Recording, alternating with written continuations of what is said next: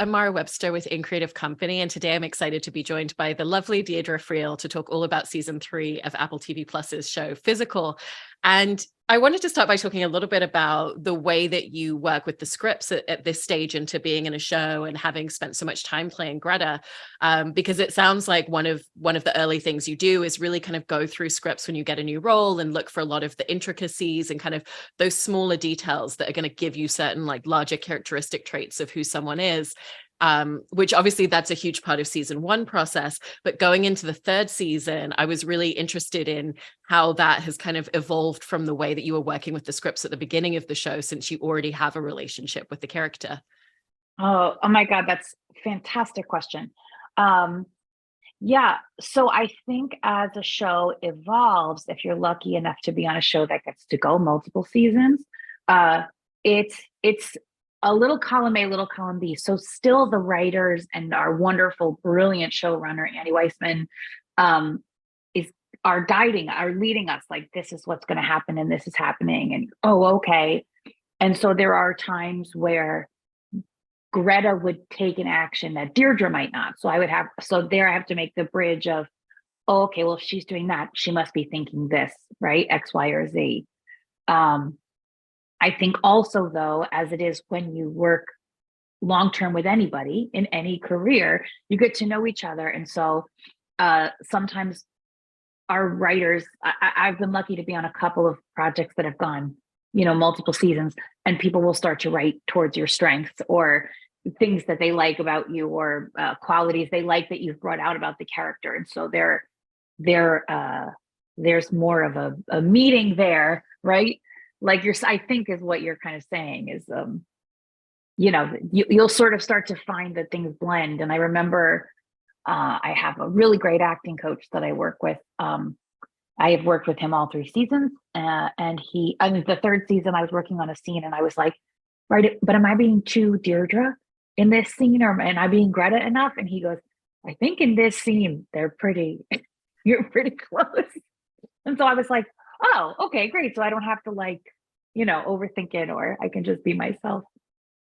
I mean, there's that idea of like Annie Weissman and the team writing towards your strengths at this point, but it also sounds like on this show in particular, it's a very open, collaborative environment where you can also bring forth ideas and suggestions of, maybe she would say it a little bit more like this versus that, or like maybe for her look, we'd be, this sort of thing would be good for a scene like this. And so at this point, what are some of the ideas that you feel you've really been able to bring forth and contribute to the character as well?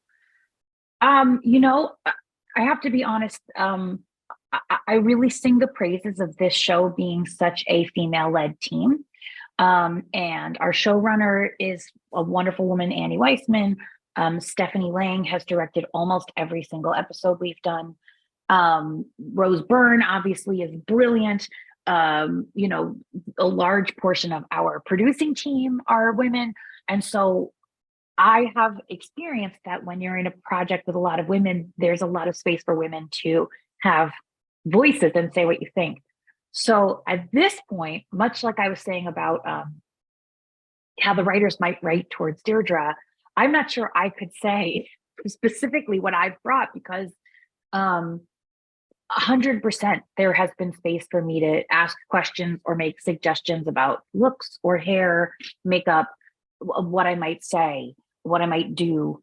But additionally, as we all work together, when somebody brings an idea, then I'll bounce off of that, or I'll bring an idea and then somebody else will bounce off of it. Like Ernesto Martinez was our brilliant costume designer this past season, and he and I were so collaborative in the looks and in what she might wear, how she would feel comfortable, or specifically how she might feel uncomfortable, and then things like that. So it's hard for me to answer that, or take credit for something specific, because it really has been so beautifully collaborative. I really love that. And you mentioned Stephanie Lang, who, as you said, has directed most of the episodes over 3 seasons. And this season in particular, there's kind of a little bit of a shift in terms of the way some of the scenes flow that you're in with Rose Byrne, because she's always had this internal voice. And so the way that it sounds like you filmed scenes in the past, is to do two versions, and one where someone's actually actively reading out the inner dialogue so that you have that pacing and have her responses. And then to do another version where, particularly when it's on your coverage, you don't necessarily need to kind of have all the dialogue happening out loud. But now in season 3, it's different because that voice has left her for a lot of the time, but also at times Zooey Deschanel's character is there as a physical presence. And so how has that kind of shifted and changed a lot of the technicalities in that regard? Whoa, you have done your research. Well done. The way they used Zooey Deschanel this season is so brilliant. And Zooey was so wonderful and so hilarious. She's so hilarious. And she's playing two characters. Even though it's sort of the same woman, it's a real woman and then it's an imaginary version of this woman in Sheila's head. So whenever she was playing the imaginary version of the character, Stephanie brilliantly would block it. So, we never caught her in mirrors. We never caught her reflections. She's never over my shoulder, or I never see her over Sheila's shoulder, that kind of thing. Like, it's really brilliant. Like, if you see her over my shoulder, it's because Sheila's looking, right? So Stephanie technically nailed so much of that. And then Zooey brought so much, as it was almost like watching two different women work. It was really neat. So how we filmed that stuff was, sometimes when it was my coverage, when it was on me, Zooey would not be there because, much like the imaginary voice, it wasn't active.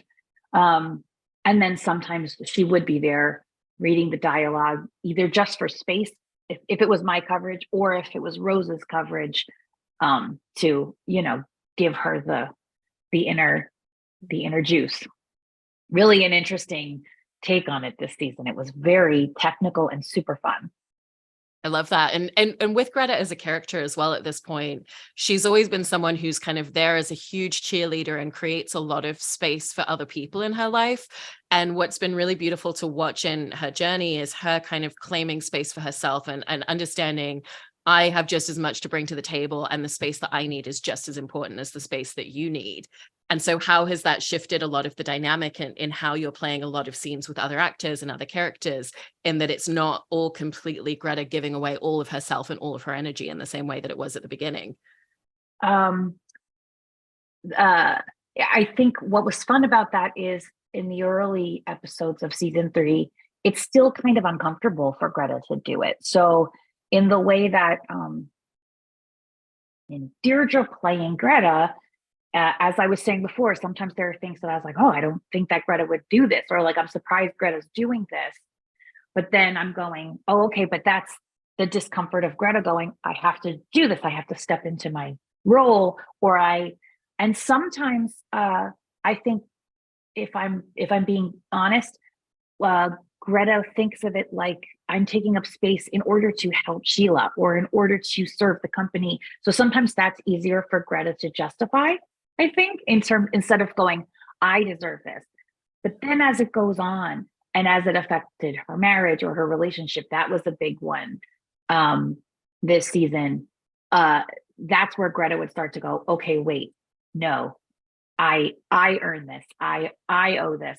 And so it was a very interesting journey over these 3 seasons to play this woman who went from not even sitting in the back seat, she'd rather be in the trunk, if I'm honest, to saying, no, I'll drive the car. I could drive the car sometimes. It's like, that was a big journey. It was a big journey. And has some of that also changed some of your approach when it comes to the delivery of dialogue? Because there were moments early on as well where it sometimes felt like Greta would want to kind of like keep talking or say things very quickly, because if she paused or if she stopped, then she'd be interrupted or she might risk being shut down. And again, kind of with that idea of feeling more comfortable in her own space, has that changed a little bit of some of the speed or the pacing of the way that you're delivering dialogue for her? Yeah, maybe. I mean, I would have to think of like specific instances, but I also think Greta, especially in season 1, was always a bit of a fast talker. Let me just say this. Or sometimes the fun thing about Greta is like, things come spilling out of her mouth and she realizes she's saying the wrong thing, but it's like an avalanche, like it's happening and she's horrified back here, but it's happening up here. So I'm not sure. off the top of my head right now, I can't think of something specific, but I think the biggest change for me was in playing Greta was like sitting in the authority more, or even just saying things like, I want this, I deserve this, was like, whoa, for her, big. And at the beginning of season 3, we see a moment in her marriage where Ernie, her husband, has a couple of business colleagues over for dinner, and he feels like what she says embarrasses him. And it's a very conflicting moment for her in terms of how he handles it and how he talks to her after that about how he feels. And so for you, what was the shift that you felt for Greta in a moment like that? Because it kind of really makes her look at him a very different way in response to the way that he talks to her. That was Ian Gomez plays Ernie, and has been, I can't shout his praises enough. Ian Gomez is the most wonderful scene partner and colleague, kind person. We felt, or I don't know if I should speak for him, but I feel that we were comfortable immediately. It was like an old friend. So going into this relationship was bizarrely like, oh yeah, this totally fits. So in that particular scene, in my mind, when Ernie was like, Greta, come in the kitchen, she's like, oh, I'm a little quickie or something. Like, so the scene became devastating. That little tiny scene lit because she's on such a high. She's feeling so good about herself. She's gonna go in the kitchen and like make out with her husband or something, and he devastates her. And again, to Ian's credit, the way he played it was, it wasn't even it wasn't cruel, and it wasn't sharp. It was with so much love, but it was so strict. It was just such a specific thing, the way he played it. And so the high that Greta was on, it was such a crash. It was so devastating. I remember that night so well. And yeah, it was very devastating, the shift. And then yeah, it did make her realize like, oh gosh, if I'm gonna run this company with my friend, this is not gonna work. And it was a big shift. That was a huge shift moment for Greta for this season. And there's also been a huge amount of growth when it comes to her friendship with Sheila. And I love having kind of heard you say in the past that like at the beginning, it was very much, Greta would say Sheila's her best friend, but Sheila never would have said the same. But it feels like they, over time, and especially because she always kind of had Sheila on this pedestal, but now she knows a lot more. Sheila's really let her in and, talked to her about her struggles with her eating disorder and a lot of things that she was keeping secret from everyone around her, that it's put them on more of a level playing field. And so that dynamic has really changed going into this season, particularly in the way that they're working as business partners. And so for you, what were the important aspects to bring and evolve into that friendship from all of that? It's so, it's so funny talking about a show in the third season because much like we were talking initially about writing, how they sometimes would write maybe towards Dierdre, or Greta and Dierdre started. I feel like Rose Byrne and I have such a great relationship off camera. And I mean, again, she was also one of those people right away we met, and I felt like we clicked and we really like enjoyed and made each other laugh. But then 3 years of working with somebody all the time and playing someone's best friend, there is a natural evolution of that. And so for me, what was really fun was being able to just bring that to camera. And it's huge. I think someone like Greta really recognizes Sheila, like saw that there was a good person in there when Sheila didn't see it about herself, which gave Sheila the space to feel comfortable to open. And I do think Greta knows what a precious gift that is. And as this season goes on, without giving too much away, but there are things to negotiate in a friendship. And I think female relationships can be complicated. And so I love that about our show, is we're not afraid to explore that in so many different aspects. So yeah, it was a special friendship. Right. And in terms of their business dynamic as well, it's actually, when you think about the specific time period, it's incredibly pioneering for the two of them to be creating and running a business like this. And so what have been some of the ways in which you feel like the contextualization of the time period have really played into aspects of how you're playing this journey of Greta really kind of like finding that sense of self-empowerment and that sense of confidence, given that that wasn't a time where women were being given permission to have that autonomy, they had to take it for themselves. Yeah, I mean, and even taking it for yourself was virtually impossible. I mean, when we go look at the 80s, there was a lot of women's liberation that happened through the 60s and 70s. And then the 80s, everyone went, yeah, that's great. And it was like, wait, where, put your money where your mouth is. And so I also love how the show explored that this season of us having to try to carve away in a place where, I think the analogy I've used before is like watching a dog talk. Like, people were like, what do you mean you want to run a business? And so that was like so interesting, because there were many, many times working on the material where something naturally felt like I could speak up, or I would say this, and with my coach, and we would have to go, oh, but wait, no, this would be unheard of. This would be bizarre that you would be saying this other person will be receiving this in a way going, what do you mean?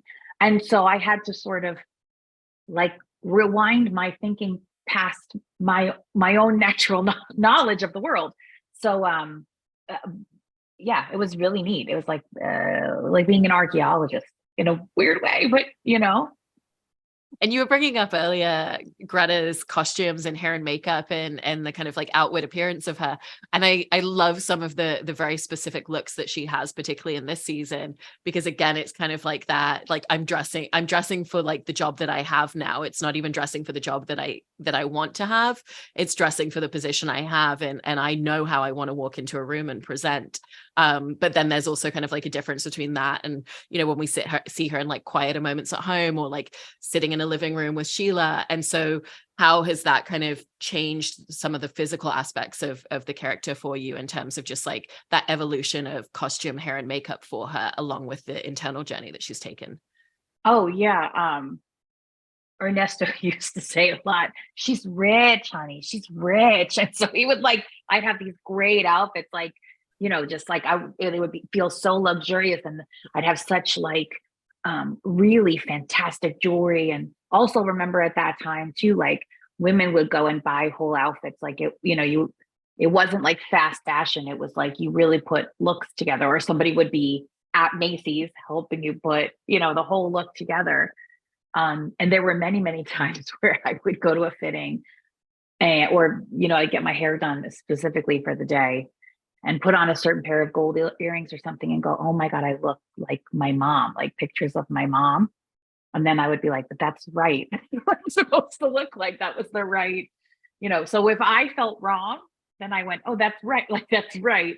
Yeah, it was such a huge journey. And it was so much more, I think the confidence of Greta is really reflected in her style this season too. She takes not risks, but yeah, I guess, yeah, you really put it well. It's just dressing for the job that I am.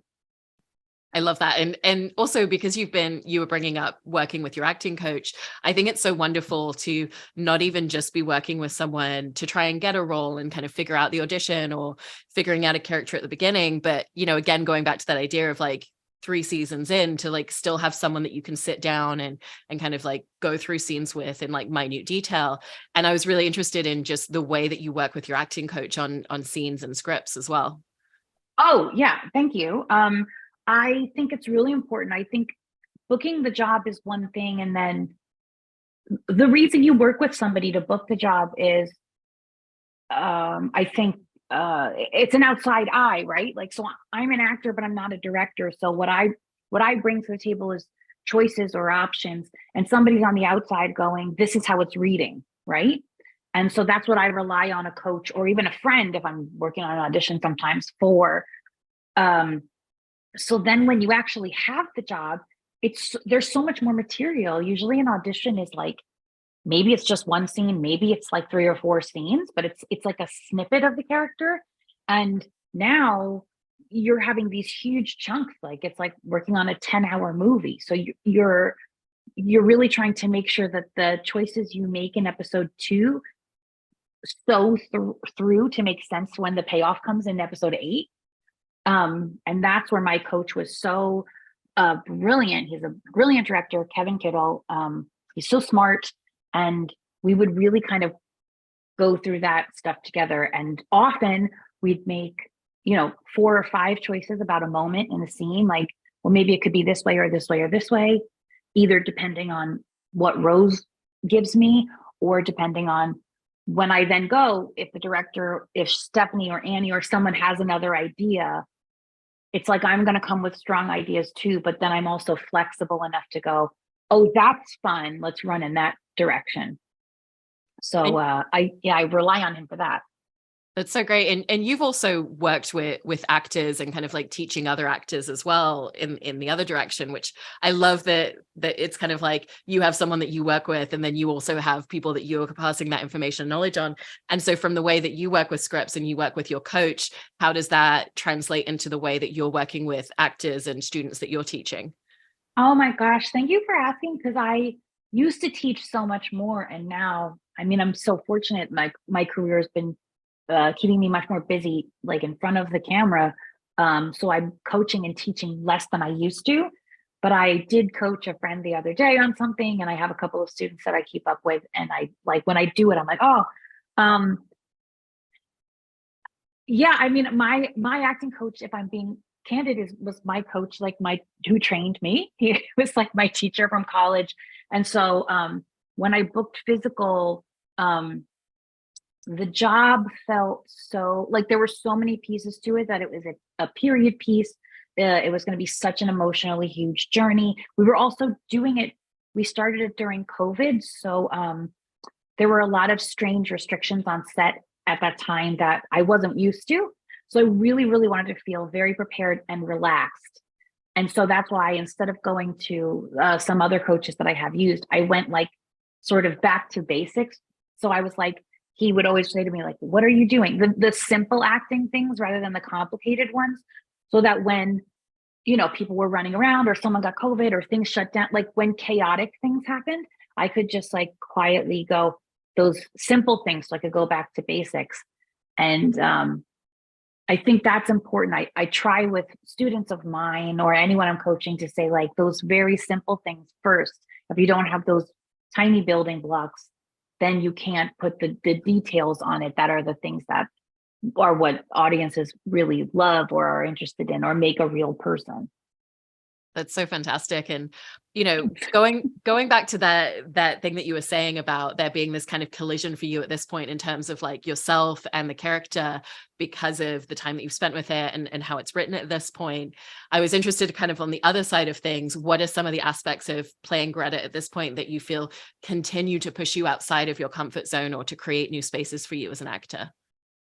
I think what's funny is when I first got this role, Greta's timidity is something I could relate to, but I felt I had grown beyond. Like I have been that way at times in my life, and felt more assured. So I think I feel like what was interesting about playing Greta was I am maybe like 3 or 4 steps ahead of her. And so as she evolved, I've also been evolving. So like, it was like not playing me, but playing a part of me in a previous iteration of my own life journey. That sounds so like woo-woo, but like, that's like, it was very interesting.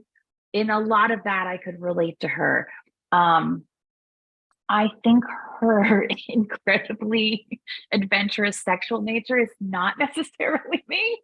I don't know if you want to edit that out, but that would definitely was a place where I was like, oh, but it was like super fun to do. I mean, that's like the really neat part about our job is if you're brave, you get to go, oh my gosh, I would never do that. Let's do it. Like it's like bungee jumping, constantly virtually or something. Do you know what I mean?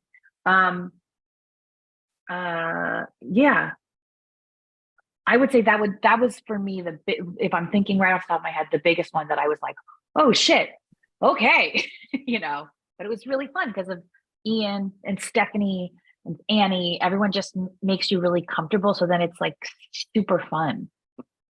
Well, it's such a fantastic show, and I love everything that you've brought into this character over the course of these 3 seasons. So congratulations Thank you on everything, and thank you. Thank you so much. That's really nice. Thank you.